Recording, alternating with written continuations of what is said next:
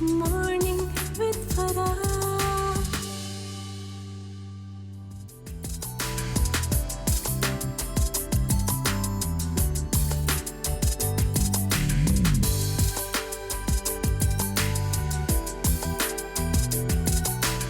बिस्मिल्लाहिर्रहमानिर्रहीम, अस्सलामु अलैकुम, सुबह बखैर और खुश आमदीद ATV मॉर्निंग विद फरा में। दुआ और उम्मीद यही आप जहाँ कहीं हैं ज़िंदगी मज़े सुकून और खैरियत के साथ गुजर रही हो।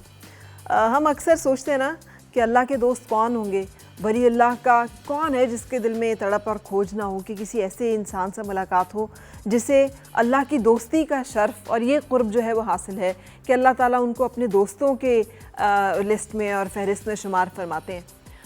कहते हैं कि मौलाना मौदूदी रहमतुल्लाह अलैह से एक दफ़ा किसी ने ऐसा ही सवाल किया और पूछा कि जनाब हज़रत, कभी आपकी मुलाकात किसी वलीउल्लाह से हुई है?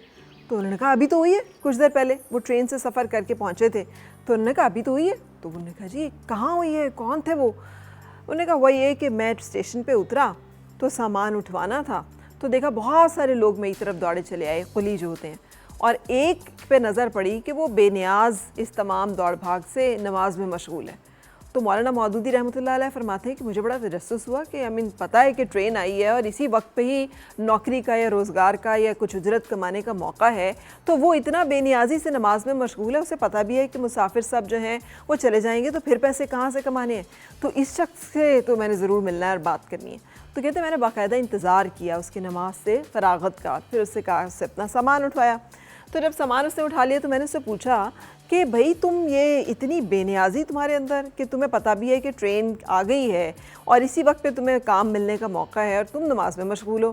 तो कहते मुझे उसने जवाब दिया कि देखें कि जिस रब ने आपको मेरी खातिर बाकायदा ठहरा दिया, आपके दिल में बात डाल दी कि इतने सारे और लोगों की मौजूदगी में आपने मेरे फ़ारिग होने का इंतज़ार किया और मेरे लिए अल्लाह ताला ने आपके ज़रिए से रोज़ी का बंदोबस्त किया, मैं उस मालिक की जो नमाज है वो किसी चीज़ के लिए कैसे डिले कर दूँ।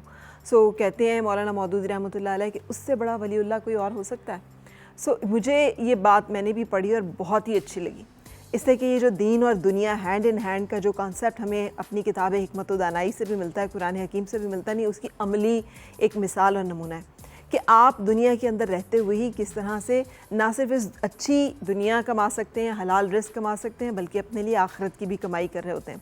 और ये जो एक कॉन्सेप्ट है ना कि कॉन्सेप्ट क्या, एक कुरान पाक का एक वाज़ेह ऐलान है कि अल्लाह के वली वो हैं कि जिन्हें ना खौफ होता है ना वो गमज़दा होते हैं, ना वो बद्दिल और मायूस होंगे कि क्या होगा, कुछ मिलेगा नहीं मिलेगा, आने वाला वक्त जो है वो कैसा होगा, उन्हें कोई अंदेशा, कोई खौफ, कोई वसवसा, कोई इस बारे में एम्बिग्विटी नहीं होती।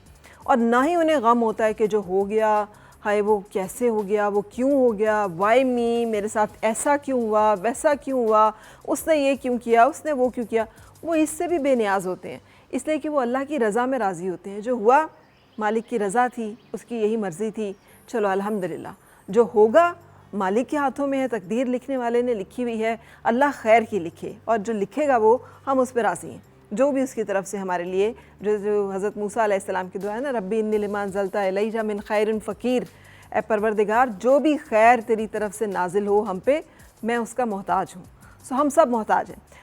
Keeping this concept in mind, let's start today's show. और आज के शो में भी हम मिलेंगे अपने मेहमानों से, मगर हमेशा की तरह आपको मालूम ही है ना, ब्रेक लेनी होती है पहले। अ शॉर्ट ब्रेक और फिर आपसे मुलाकात।